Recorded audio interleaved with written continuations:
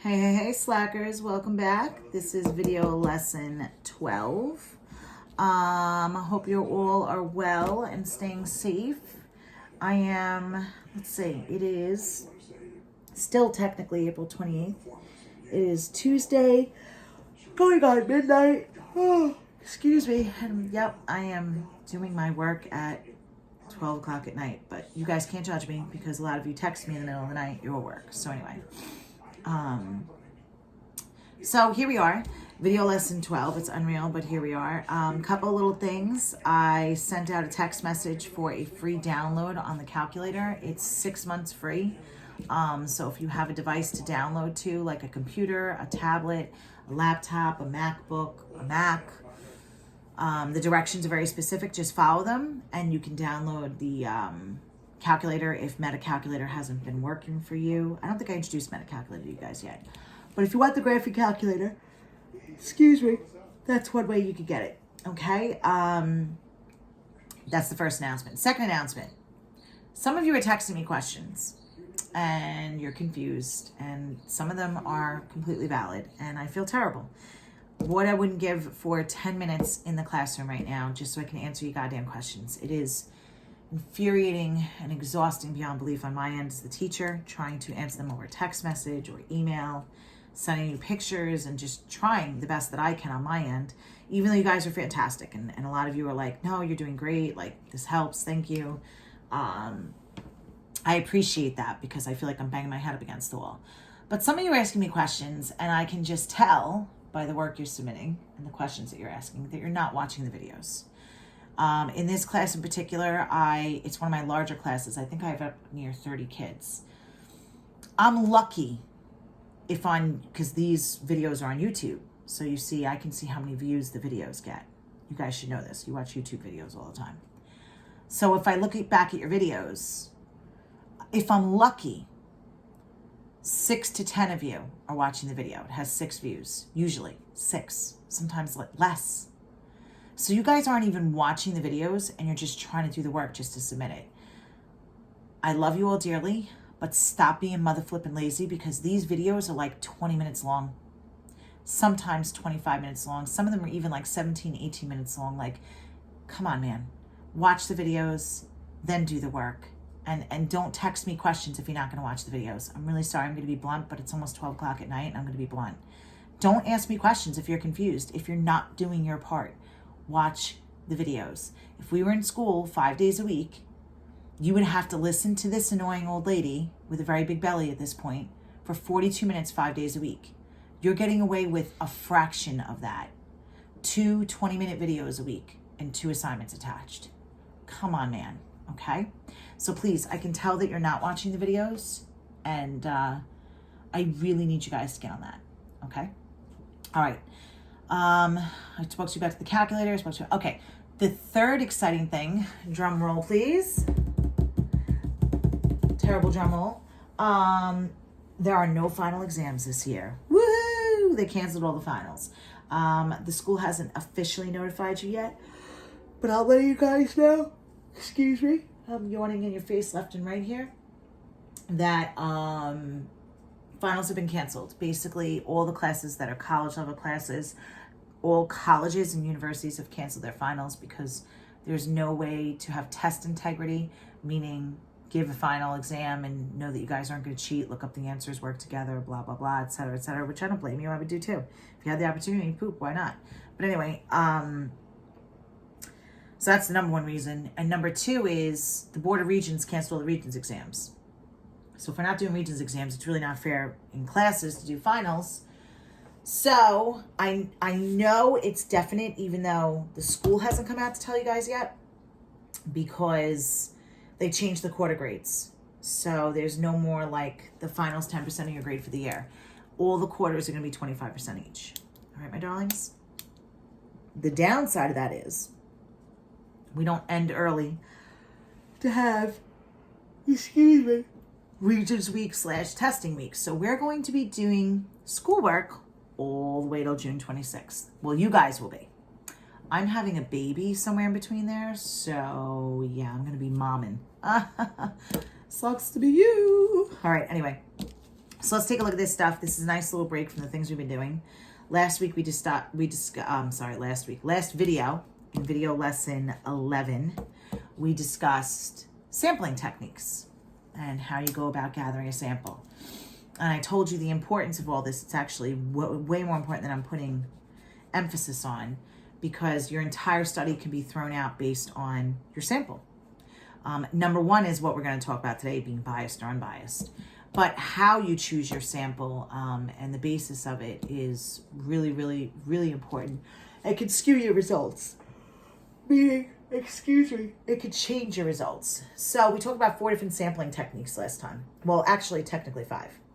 We talked about random, systematic, stratified, clustering, and then I gave to you what a convenience sample was. So random has to be by some sort of a random number generator or random process, picking names out of a hat, using a random number generator. Like I told you, there's one on the graphing calculator, to choose students in the William Floyd High School to take part in a survey by their ID number, their student ID number. That's random. All those things are random sampling, okay? And then you have systematic sampling. Systematic, the root word is, very good, it's system. There's a system in place. In the definition, they use the kth term, meaning I ask every 3rd student as they walk into the building. I ask every 5th student as they enter the senior cafeteria. I ask every 10th employee as they clock in the morning. I quality control, I check every 10th pair of jeans on the assembly line for quality control. Those are all systematic samples, systematic sampling, okay? And then you have stratified and clustering. Stratified and clustering has to do with when you want to sample a very large population. So what you do is when you have a really, really big group of people, you divide it into random samples. And what those random samples are broken up by determines whether it's stratified or clustering. Now, if it's by a category, like gender, race, ethnicity, religion, favorite movie, favorite food, genre of music, then that's stratified clustering. If it's broken up by age group, that's stratified clustering. Now, if you break it up by, that's stratified sampling. If you break it up by geographical location, or in this case, it could be a large school district, then it's cluster sampling. Meaning, I want to do a study on Long Island.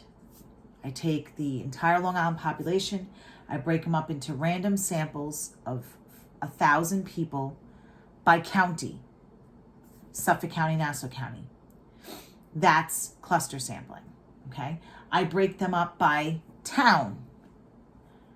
Seaford, East Islip, Mastic, Hampton Bays. That's cluster sampling because I did it by a geographical area or location. It's town. If I want to do a study on the United States of America and I choose a random sample of 5,000 people from each state in the country, that's cluster sampling. Now, if I want to do a study, though, again, just to go back and forth here, I want to do a study on all the people in the United States of America, and I pick a random sample of 5,000 people based on gender, that's back to stratified sampling, because now it's by gender. Now, don't forget that large school district like yours, good old William Floyd, because you have 6 elementary schools filter into 2 middle schools that filter into 1 high school. It's a very good example of a large school district. Which elementary school you go to depends on where you live. Which middle school you go to, whether or not you were Floyd Middle or PACA, depends on where you live. That's a geographical area or location, so it's cluster sampling. Okay? All right.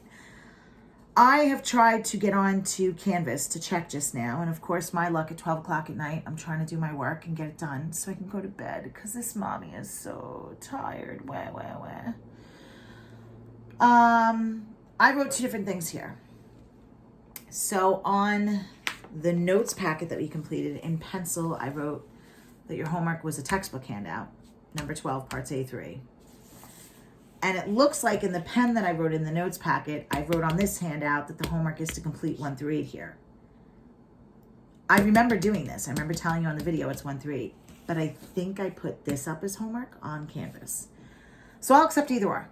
Okay, if that's the case, if I put one in the video and put the other one on the assignments page, whichever one you hand to me, I'll accept as homework because I think that's pretty fair. I'm going to go over both of them right now just to make sure that we have down our sampling techniques before we discuss biased and unbiased. And then you're going to have another worksheet due for Friday. All right, slackers, so let's rock and roll because this should probably only take us about 10-15 minutes. Okay, so let's take a look at this handout first, 1 through 8, okay? We have identify the sampling technique used in the following information. So an important part of employee compensation is a benefits package that might include health insurance, life insurance, child care, vacation days, retirement plan, parental leave, bonuses, etc. Suppose you want to conduct a survey of benefits available in private businesses in Hawaii. You want a sample size of 100. Sampling technique used to get the sample size of 100 is described below. So we're going to assign each business in the island a number and then use a random number table to select the business to be included in the sample. So if they're using a random number table after giving everybody a number, then which one is that? It's a simple random sample. That's letter C. Okay. All right, directions for the next 2 through 8. Categorize each technique as random, systematic, stratified cluster, or convenience. Oh, I forgot to go over convenience. Convenience is when it's already conveniently, randomly put in place. The best example of convenience sampling, or where you find convenience sampling most often, are in educational settings, whether it be a college, a university, a high school, a middle school, or an elementary school. Why? Because the claim to fame, I think that's the phrase, probably not because I say those things wrong all the time, is that students are randomly placed into classes and it's very unbiased and it's not based on ability or level or anything like that, on a schedule program that schedules you guys. And because it's randomized with gender and race and religion and height and blah, blah, blah, blah, blah, we consider that the best example of a convenience sample. So if I want to do a study, the cheapest and easiest way to conduct it is in a school or a university. That's why a lot of published findings and statistics come out of universities like Harvard University, Johns Hopkins University. A lot of the studies and statistics and numbers that are published on the news, if you guys watch News 12 and you're watching Governor Cuomo's briefings, or you watch CNN, who's very, very well known for their accurate statistics, their accurate reporting of statistics. That's one of the reasons why I've always liked CNN, not because I'm a Democrat or I don't like Republicans or my political affiliation in any way, shape, or form, just because I'm a statistics person. And CNN has always been known for being very statistically accurate. But they're big on Johns Hopkins University. You'll hear all the time, Johns Hopkins, Johns Hopkins, Johns Hopkins, a study that went out by Johns Hopkins. Why? Because it's convenience sampling. It saves so much money, and you can't be scrutinized and have your findings thrown away later on saying, oh, it was biased, or, they weren't trained well, or, it's not random enough, because it's already randomized based on a scheduling program. Okay, and unbiased. So that's convenience sampling. All right, so number 2. To conduct a pre-election opinion poll on a proposed amendment to the state constitution, a random sample of 10 telephone prefixes. It's the first 3 digits of the phone number was selected, and all households from the phone prefixes selected were called. So doing it by the first 3 digits of the phone number, a random sample based on randomly picking the first 3 digits. What are you going to tell me? This is a random sample. Very good, because it's like a random number generator. All right, number 3, to conduct a study on depression among the elderly. A sample of 30 patients in one nursing home was used. So they're going to do a sample of 30 patients from one nursing home. This one's kind of weird, huh? They don't really give you a lot of information. They're doing a study on depression among old people, and they pick 30 people from one nursing home.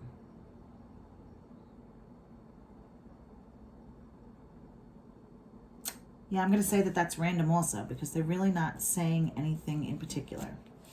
Okay, to maintain quality control in a brewery, every 20th bottle, that's your keyword right there, ding, ding, ding, ding, of root beer coming off the production line was opened and tasted. If it's every 20th, they're testing it for quality control. That's systematic. There's a system in place every 20th. Subscribers to the magazine Sound Alive were assigned numbers. That a sample of 30 subscribers was selected by using a random number table. There's that random number table again. The subscribers in the sample were invited to rate new headphones for a What Do Subscribers Think column. So your key thing is here, random number table. That means it's what again? It's a simple random sample. Very good. To judge the appeal of a proposed television sitcom, a random sample of 10 people from each of 3 different age categories, they're broken up by age, was selected and then chosen, were asked to rate a pilot show. Okay, so you have 3 different age groups and they're separated by age. That's stratified. Very good. Because it's broken down by a category. A sample was constructed to determine which sport is the most popular in Arizona. 100 randomly selected people standing outside Chase Field were asked, what sport is your favorite? Was the sample random or biased, and why? Oh, we're starting to get into biased. First of all, was it random? They want to know which sport's the most popular in Arizona. It looks like they asked 100 random people standing outside the Diamondbacks field. What sport's your favorite? So think about it. If I stand outside, like, okay, let me put this in perspective. Yankees or Mets, I don't give a crap who you talk about. I want to know what the most favorite sport is in New York State. So I go stand outside Yankee Stadium, even though there's no baseball games going on right now. And I randomly ask 100 people. And I say, what sport is your favorite? What do you think the 100 people exiting a Yankees game is going to say? That's right, ladies and gentlemen, they're going to say baseball. They were just at a baseball game. Okay? It doesn't matter if I do that at the Mets or the Yankees. If I go to Mets Stadium and I ask 100 people, they're going to say baseball. Okay? If I go to the Giants Stadium, they're going to say football. So, first of all, is it random? It sounds like it's random. They said it's random. Is it biased? Now, let's talk about that for a second, because that's the word of the day. Biased or unbiased? If it's biased, is it fair or not fair? I'm going to say this is biased. Why is it biased? Because I'm asking people leaving a particular sports event what their favorite sport is. That's completely biased. They're going to say that sport that they were just watching. Okay, so biased is unfair. Okay, it's unfair. You want things to be unbiased. And as a statistician, this is so, so important, because if they see bias in a study, your whole study is freaking garbage. They don't care how much money, time, what findings you did. They don't care. If there's bias, it's garbage. Bias equals garbage. Okay, let's try one more. A sample was constructed to determine which movie was going to receive the most revenue at a particular movie theater. They want to know which movie is going to make the most money. Every 10th person entering the theater was asked, what movie are you planning to watch? Was this sample random or biased, and why? So they want to know which movie is going to make the most money. So every 10th person that walked into the theater, they're like, what movie are you here to see? If they're asking every 10th, what sampling method is that? Every 10th. That's systematic. Very good. Now, if they're asking randomly every 10th person, they don't care if it's male, female, black, white, Catholic, Jewish, tall, short, fat, skinny person, what movie are you here to see? Is that biased or unbiased? Because they're literally sticking with every 10th person. I'd say this one's unbiased. Unbiased because it's systematic, which makes it completely random. Okay? This one I said is biased because asking at a sports event what their favorite sport is. All right, ladies and gents. So whether or not I sign that to you, there's a random cat walking across my deck right now and just scared the crap out of me because I saw it out of the corner of my eye.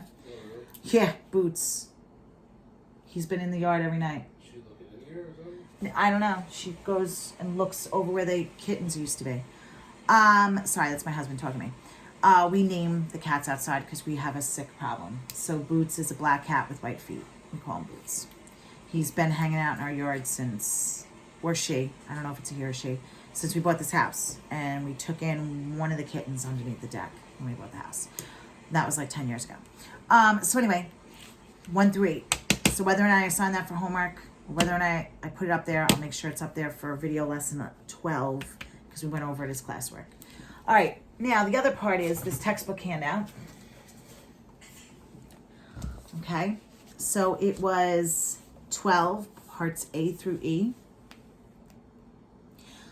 I feel like I put this on the homework, but if I didn't, again, I will put this up there so you can follow along. I want to know, is it random, systematic, stratified, or clustering? Okay, so in a large school district, right there I would stop. Large school district, what should you think of? Bells and whistles should go off in your head. Large school district. Large school district. That is cluster sampling. But let's read on and make sure. All teachers from 2 buildings are interviewed to determine whether they believe the students have less homework to do now than in previous years. They're asking them from 2 different buildings. So think about it. If I asked teachers from PACA and teachers from Floyd Middle this question, whatever the friggin' question is,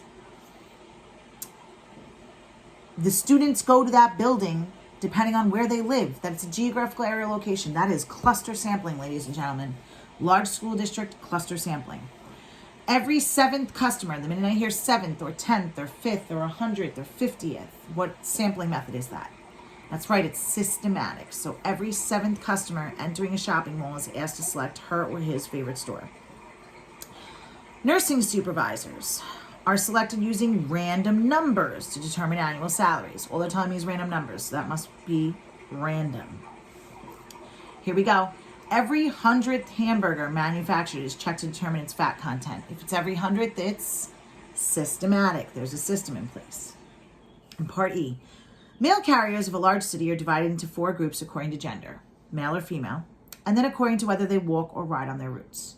So they take mail carriers in a very big city and they divide them up into 4 different parts. Are they male or female? Do they walk or do they drive their car? Then 10 are selected from each group and interviewed to determine whether they have been bitten by a dog in the last year. Like, what the hell? So they're separated by male, female, and if they walk or drive. Those are categories. So is that stratified or clustering? If it's categories, that's stratified. Okay? Okay, so that goes over the homework / classwork / I don't even know what it was because I can't access the site right now. It's down. All right, let's talk about biased and unbiased a little bit more. So remember, if it's biased, it is unfair.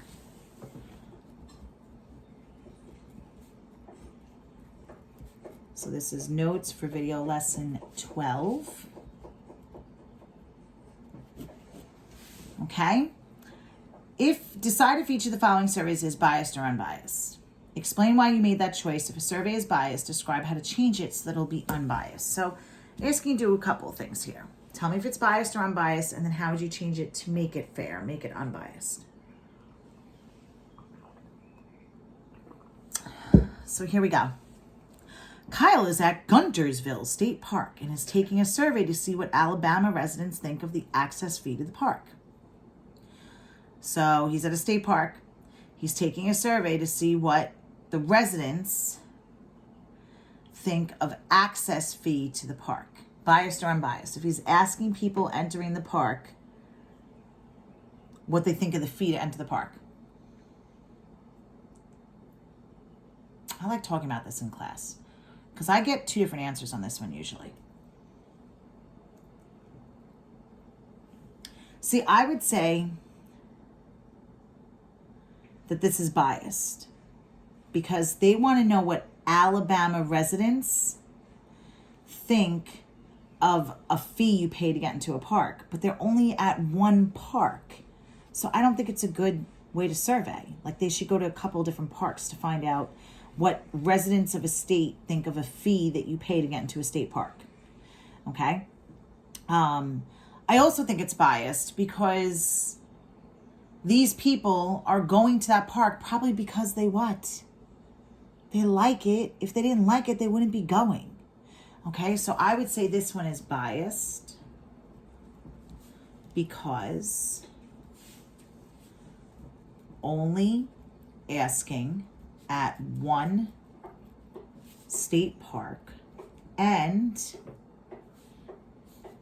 people like that park if they're going there. How would I fix it?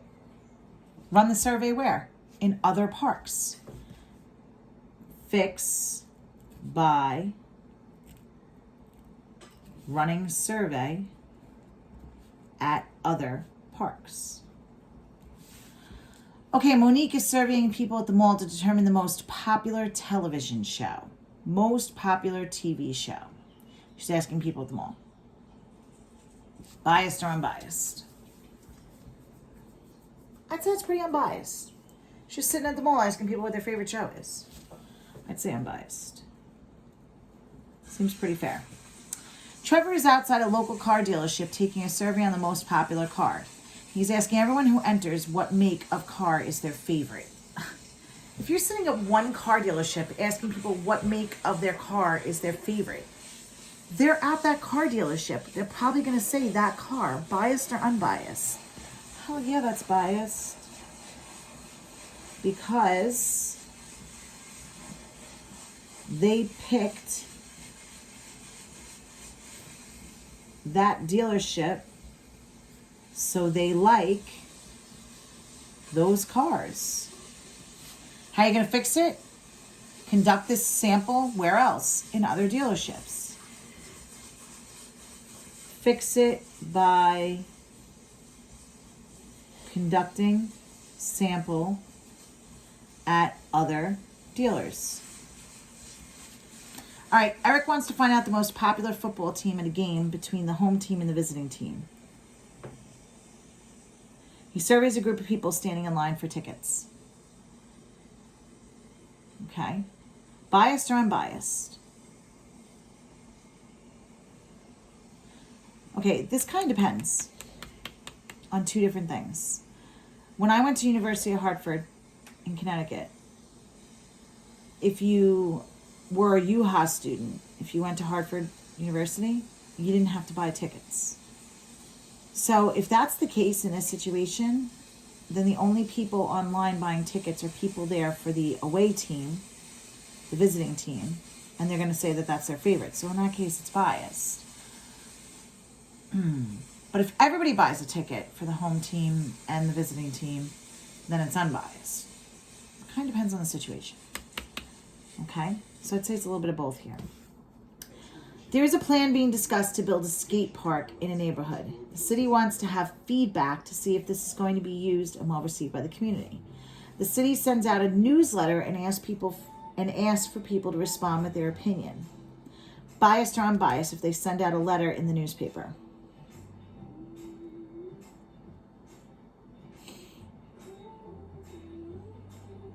I'd say this is biased because not everybody gets the paper.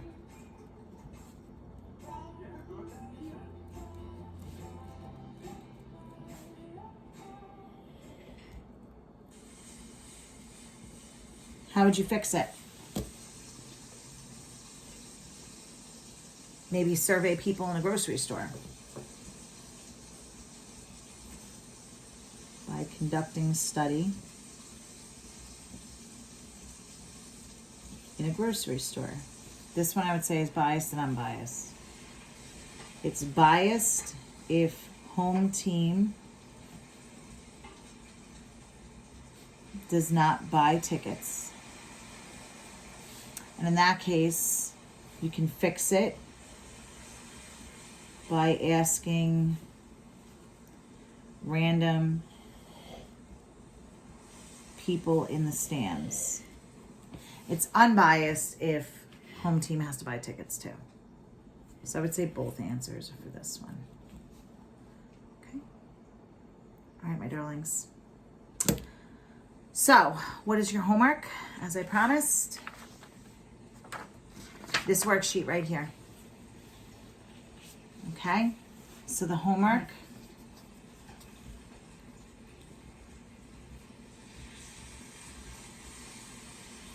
For video lesson 12 are all of these numbers 1 and 2, all parts.